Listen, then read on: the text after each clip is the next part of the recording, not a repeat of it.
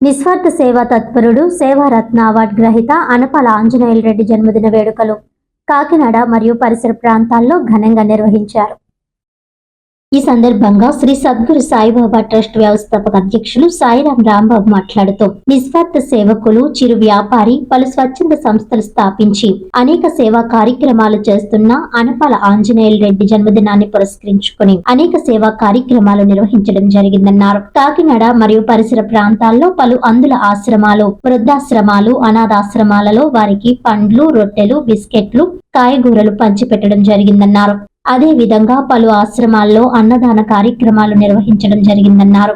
అనంతరం పలువురు మాట్లాడుతూ, నిస్వార్థ సేవా తత్పరుడు, అవసరాల్లో ఉన్న వారికి ఆపన్న హస్తం అందించే మనసున్న మంచి మనిషి, ఆంధ్ర అవార్డు గ్రహీత, సేవారత్న పురస్కారాలు అందుకున్న అనపాల ఆంజనేయులు రెడ్డి అని అనేక సేవా కార్యక్రమాల ద్వారా ఎంతో మందికి అవసరాల్లో అండగా నిలిచారని తెలిపారు. అనపాల ఆంజనేయులు రెడ్డి జన్మదినం సందర్భంగా జిల్లా ఎస్పీ బిందు మాధవ్ ప్రత్యేకంగా కృతజ్ఞతలు తెలియజేశారు. ఎంతో మందికి ఆపన్న హస్తం అందించిన అనపాల ఆంజనేయులు రెడ్డి నిండు నూరేళ్లు ఆయురారోగ్యాలతో వర్ధిల్లాలని కాంక్షించారు. ఈ కార్యక్రమంలో G R Srinivas, K Satish, P Rambabu, V Srinivasarao తదితరులు పాల్గొన్నారు.